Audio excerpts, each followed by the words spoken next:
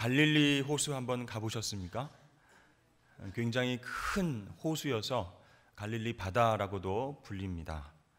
근데 이 갈릴리 호수의 별명이 굉장히 많은데요. 먼저 디베리아 바다라고 요한복음에서는 부르고 있습니다.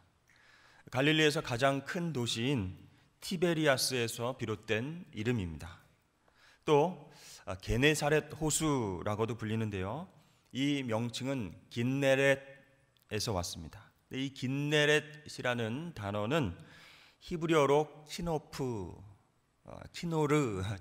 키노르라고 해서 그 모양이 하프와 같이 생겼다. 그러니까 악기 있죠, 하프.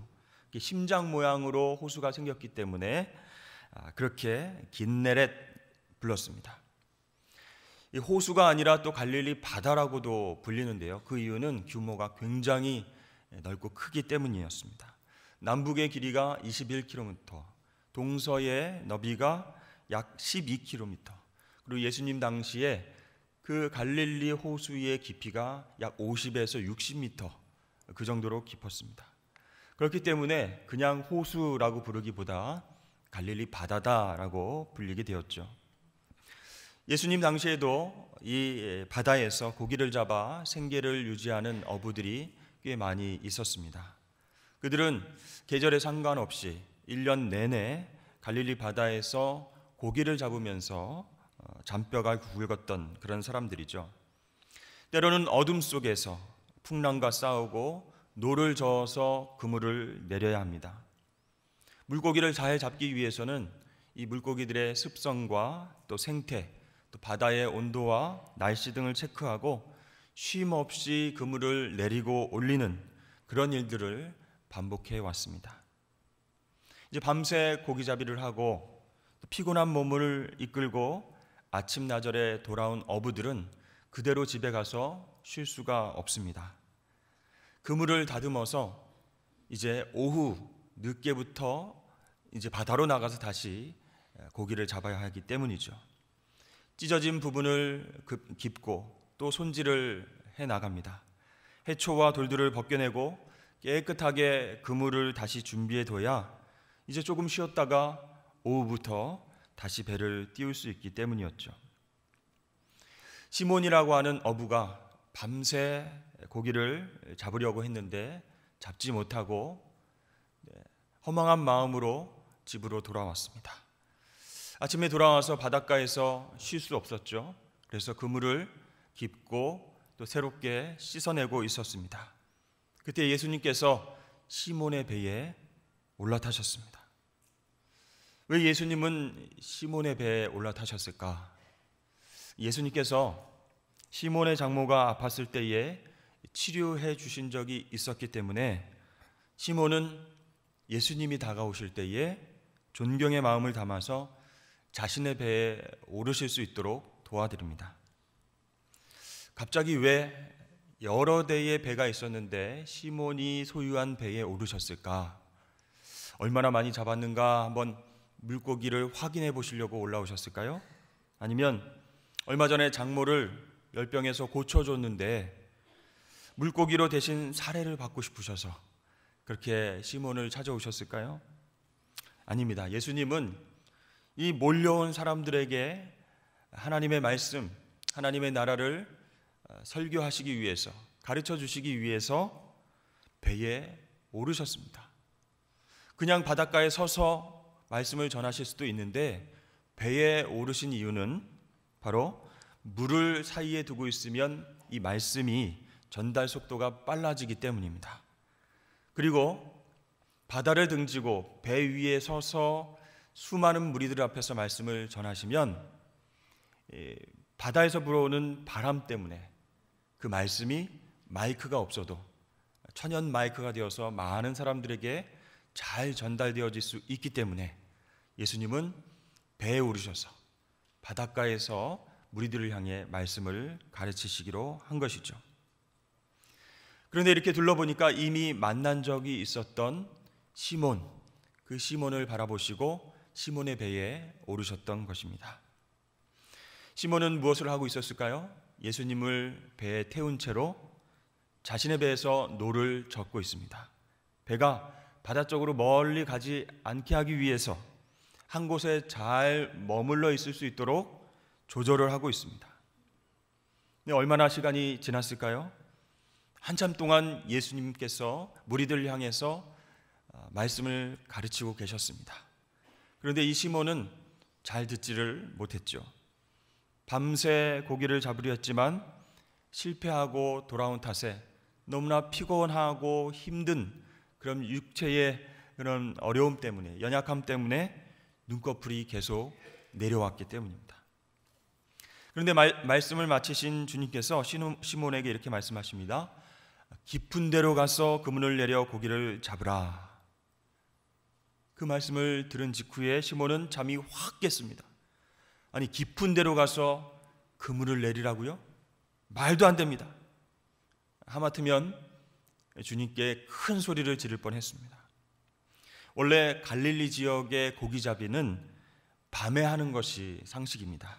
왜냐하면 대체로 더운 낮에는 고기들이 바위틈에서 쉬고 있다가 밤이 되어서야, 온도가 좀 내려가서야 활발하게 움직이기 때문이죠. 그리고 갈릴리에서는 깊은 곳으로 가면 고기를 잡지 못합니다. 얕은 물가로 가서 그물을 내리고 잘 조정해야 고기를 많이 잡을 수가 있습니다. 왜냐하면 거기에 산소 공급이 잘 되어 있기 때문에 깊은 곳보다는 얕은 곳에 가서 그물을 내려야 물고기들을 많이 잡을 수가 있습니다. 5절의 말씀을 보면 시몬이 이렇게 대답합니다. 선생님. 예수님을 선생님 하고 부르는데요, 그의 목소리에는 피곤함과 답답함이 묻어 있습니다. 시몬에게 있어서 예수님은 그저 존경하는 선생님입니다. 말씀의 권위와 치료의 능력은 있을지 몰라도 고기 잡는 방법에 대해서는 목수 출신인 선생님보다 어부 출신인 자신을 믿으셔야 합니다. 그런 눈빛입니다. 여러분, 드라마 스카이 캐슬이라는 드라마 보셨습니까?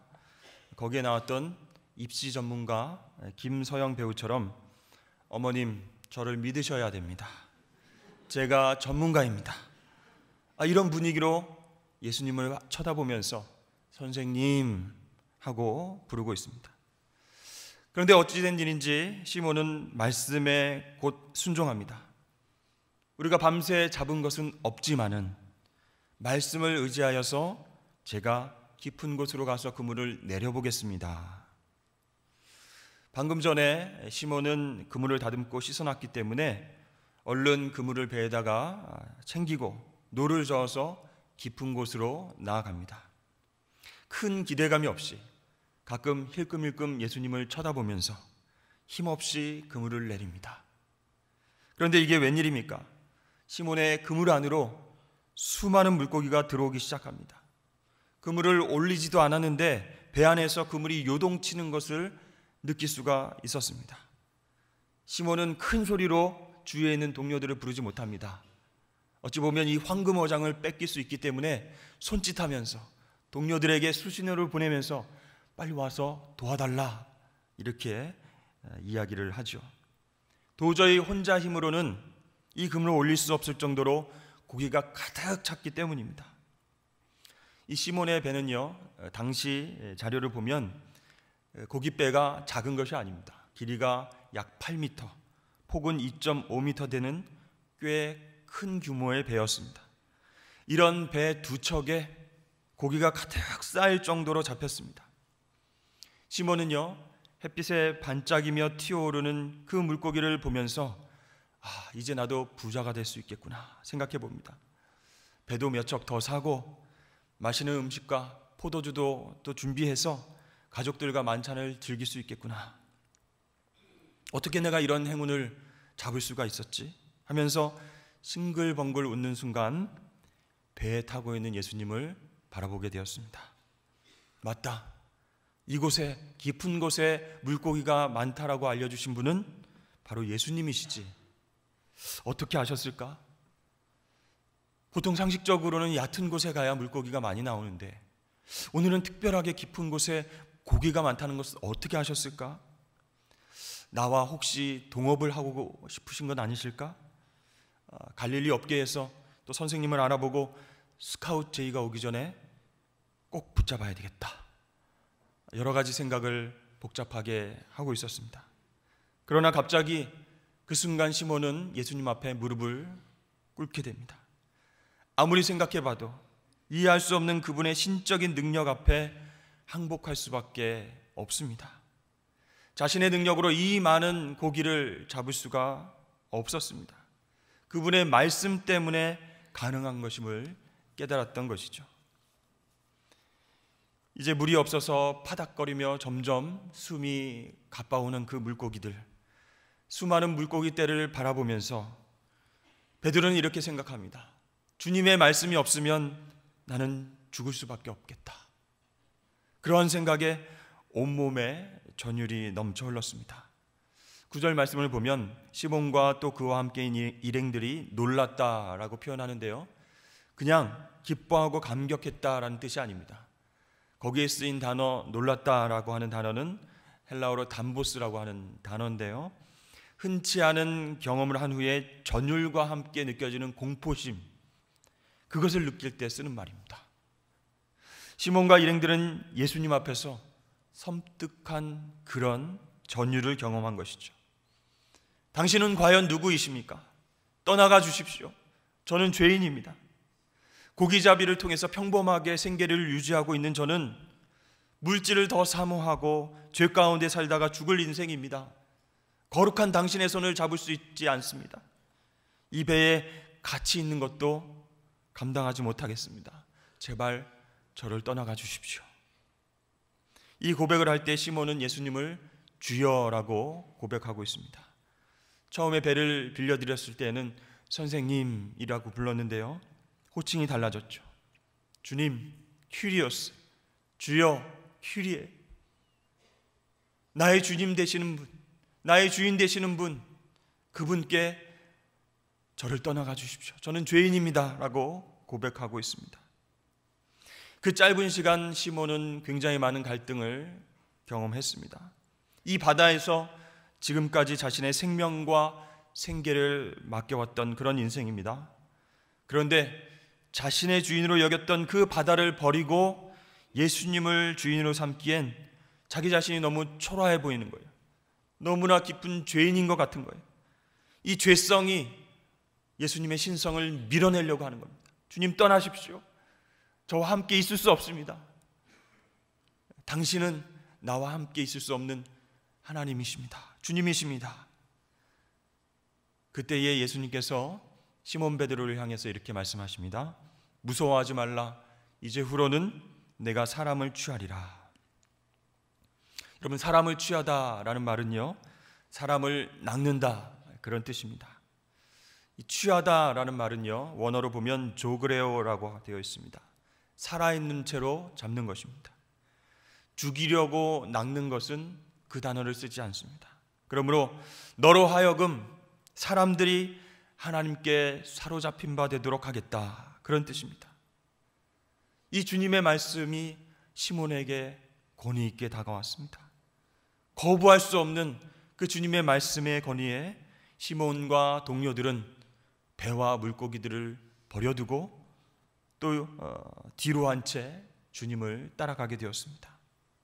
그들에게 재물과 행복을 또 안전을 책임져 줄 그 고기들과 배와 그물들을 미련 없이 버린 이유가 무엇일까요?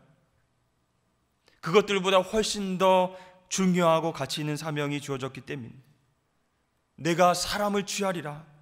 살아있는 생명을 하나님께 인도하는 사명, 그래서 하나님께 사로잡혀서 하늘의 은혜와 축복을 누리며 사는 인생을 꿈꾸게 되었기 때문에 미련 없이 배와 고기들을 버려두고 주님을 따라갔습니다.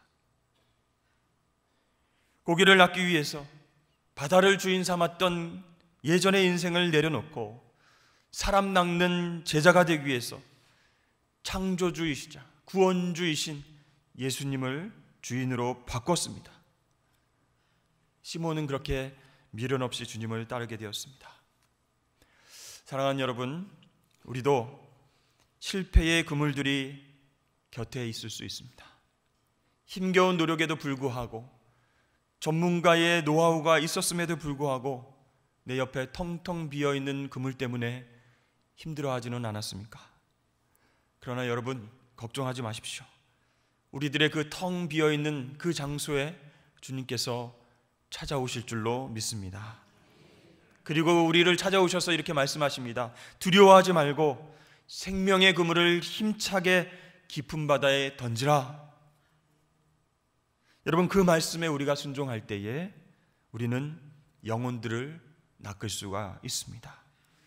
거부할 수 없는 주님의 부르심에 응답한다면, 예수님께서 나의 주인 되시고 그분의 말씀만이 우리를 통치한다는 것을 믿는다면 우리는 죽어가는 영혼을 되살릴 수 있습니다. 주님을 몰라서 허덕이면서 죽어가는 그 영혼들을 전능하신 하나님께로 인도할 수 있는 그런 그물이 또 주님의 도구가 되게 될 줄로 믿습니다. 여러분, 이 시간 주님의 말씀보다 더 의지했던 것들을 내려놓고 위대하신 주님과의 만남을 사모하실 수 있기를 축복합니다. 주님께서 나를 부르실 때에 생명을 살리는 사명을 감당하겠습니다. 주님과 동행하고 싶습니다.